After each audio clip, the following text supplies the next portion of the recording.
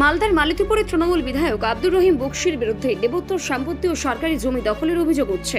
দুটি পৃথক ঘটনায় রতুয়া থানায় লিখিত অভিযোগ দায়ের হয়েছে। অভিযোগের ভিত্তিতেই তদন্ত শুরু করেছে পুলিশ।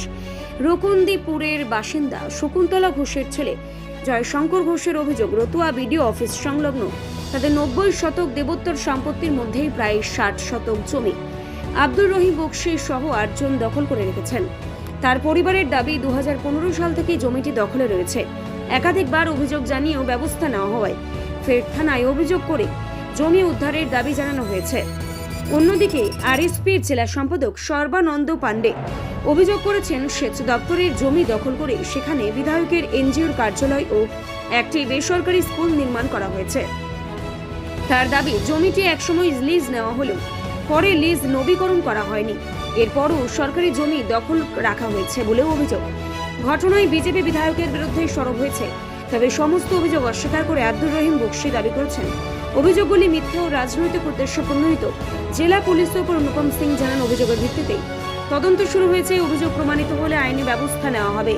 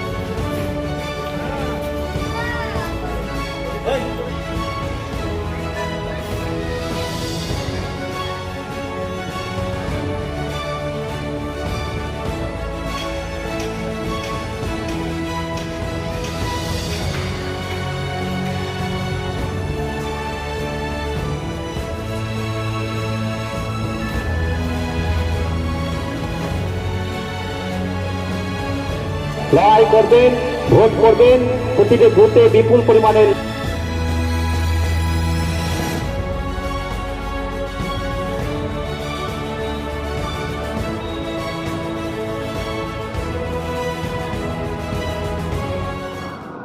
আমাদের যে দেবোত্তর সম্পত্তি আছে, দেবোত্তর সম্পত্তি আমরা পুনরুদ্ধার করতে চাই।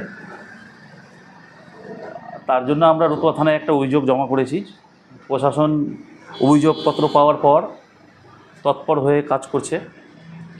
আশাবাদী আমাদের যা চিন্তাভাবনা নিয়ে আমরা অভিযোগ করেছি সেই কাজ আমরা পাবো।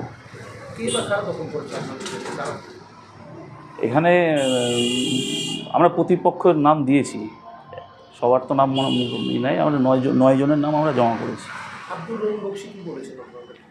উনি বলেছেন যে আমরা আলোচনা সাপেক্ষে জায়গা আমরা ছেড়ে দেবো। উনি একাই একমাত্র উনিই বলেছেন, রহিম বক্সি বলেছেন যে আমরা এই বিষয়গুলো টোটালটা যখন জানলেন উনি বললেন যে ঠিক আছে, আলোচনা করে আমি ঝামেলা করবো না, আমরা মিটমাট করে নিই। উনি জায়গা ছেড়ে দেবেন বলেছে। 15 সাল থেকে শুরু হয়েছে এবং 15 সাল থেকে তারা যেহেতু তৎকালীন তৃণমূল পার্টির ক্যাডার ছিল, তারাই এই জমিগুলো দখল করেছে। জানতাম, প্রচুর অভিযোগ করেছি। আমার কাছে মোটামুটি অভিযোগ, রতুয়া থানার অভিযোগ আমার কাছে 10টা হবে, কোনো কাজ হয়নি। বিশ্বাস করছি যে আমাদের সম্পত্তি উদ্ধার হবে, আমাদের ভরসা আছে, সরকারের উপরে ভরসা আছে, আইনের উপরে ভরসা আছে। জয়শঙ্কর ঘোষ। আমরা অভিযোগ করছি যে রতুয়াতে সেচ দপ্তরের একটা ইন্সপেকশন বাংলো আছে, সেই ইন্সপেকশন বাংলো বেআইনিভাবে মালতীপুরের বিধায়ক রহিম বক্সি, তৃণমূলের নেতা, তিনি জালিয়াতি করে দলিল বানিয়ে বিএলআর অফিস থেকে রেকর্ড করিয়ে তার এবং তার স্ত্রী আয়েশা বিবি, তার দুই ছেলে সামিউল করিম, রেজাউল করিম, তাদের নামে দলিল বানিয়ে এই সেচ দপ্তরের জমিটাকে দখল করে, বাংলোটাকে দখল করে সেখানে তার নার্সারি স্কুল খুলেছেন। এবং আমরা বিগত গভর্নমেন্ট থেকে আরম্ভ করে এই গভর্নমেন্ট, আমরা সমস্ত সরকারি ডিপার্টমেন্ট, সেচ দপ্তরের যত কর্তা আছেন তাদের সবার কাছে আমরা অভিযোগ দায়ের করেছিলাম এবং আমরা আজও অভিযোগ দায়ের করছি। আমরা বলছি ওটা উদ্ধার হতে পারে এবং যারা এর বেআইনি কাজের সঙ্গে যুক্ত তাদের বিরুদ্ধে আইনানুগ ব্যবস্থাও হতে পারে। আপনার নাম? সর্বানন্দ পাণ্ডে, আর সম্পাদক RSP মালদা। ক্লেম করছেন যে প্রভাবশালী নেতা হলেন তৃণমূলের দাপটি নেতা জেলা সভাপতি, আর জেলা সভাপতি হওয়ার পর যেভাবে তিনি সরকারি সম্পত্তি ইরিগেশনের দপ্তরের তিনি নাকি দখল করে রেখেছেন, এই জায়গাটা আমার কাছে কমপ্লেন এসেছে। তিনি টার্স বানিয়ে তিনি নিজের নামে দলিল করে কিন্তু জায়গাটা নিয়ে স্কুল করেছেন। আমি ডিএমের সাথে মিটিং করেছি, প্রশাসনিকভাবে আমি মিটিং করেছি। এখন আমাদের এই যে জিরো টলারেন্সের যে সরকার, বারবার যে আমরা বলি, যারা যদি এরকম প্রভাবশালী খাটিয়ে সরকারি সম্পত্তি যদি কেউ দখল করে থাকে, সেটা আমরা সরকারি মতে আমরা এগোবো আর সরকারি মতে কিন্তু কাজ করব। কাউকে ছাড় পাবে না আর কাউকে আমরা ছাড় দিব না। এটা জনগণ দ্বারাই আমরা নির্বাচিত হয়েছি, জনগণের কাজ করার জন্য আমরা জনগণের কাজ করব। ওর নামে এফআইআর হচ্ছে রতুয়া থানায়, এই বিষয়টি নিয়ে কী দেখছেন, কী বলবেন? দেখুন, আমাদের জন্য প্রোফাইল অত ইম্পর্টেন্ট নেই, আমাদের জন্য আইনকে বজায় রাখার সবচেয়ে ইম্পর্টেন্ট আছে। যে কোনো প্রোফাইল হয়, যদি অসামাজিক গতিবিধি করবে বা ইলিগাল অ্যাক্টিভিটির মধ্যে যুক্ত হবে, যদি কমপ্লেন আসবে, আমরা ওটা কমপ্লেন রিসিভ করব, তদন্ত করব, তারপরে যে আইনগত ব্যবস্থা নেওয়া হবে আমরা নিই। কি কমপ্লেন এসেছে রতুয়া পিএসএ? ওনার বিরুদ্ধে যে কমপ্লেন এসেছে কি সরকারি জমিনটা দুরুপয়োগ করে বা নিজের কাগজ জালিয়াতি করে নিজের নামে করে দিয়েছেন, কিছু জায়গায় স্কুল বানাচ্ছেন বা কিছু কবজা করে রেখেছেন, এইরকম এলিগেশন এসেছে। এটা আমাদেরকে ব্যাপকভাবে খতিয়ে দেখতে হবে। বিভিন্ন ডিপার্টমেন্ট থেকে আমাদেরকে ডকুমেন্টস কালেক্ট করার দরকার আছে। আমরা প্রপার ইনভেস্টিগেশন করব, তারপরে যা ব্যবস্থা হবে। Okay sir, thank you sir. Sarbananda Pandey মহাশয় যে অভিযোগটা করেছেন সেটা সম্পূর্ণ ভিত্তিহীন। উনি না জেনেই আমার বিরুদ্ধে, আমার পরিবারের বিরুদ্ধে একটা কমপ্লেন করেছেন। সরকারি জমি আমি এনজিও করেছি, ঘোর করেছি, ইত্যাদি ইত্যাদি। ওনার জানা উচিত যে এই সম্পত্তি আমার কাছে নেই। সে সম্পত্তি আমি লিজে গভর্নমেন্ট থেকে নিয়েছিলাম 2010-11 সালের দিকে, তার টাকাও দিয়েছিলাম।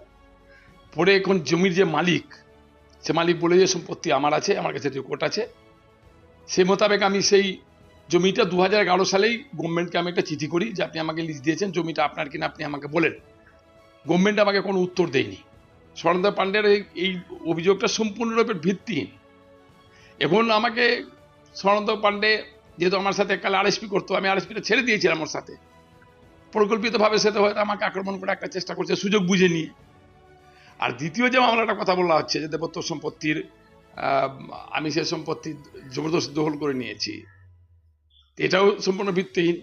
এ সম্পত্তির রেকর্ড মূলে এখানে যাদের যাদের নামে এফআইআর আছে 7-8 জন নামে, তার সকলের কাছে বিক্রি করা হয়েছে।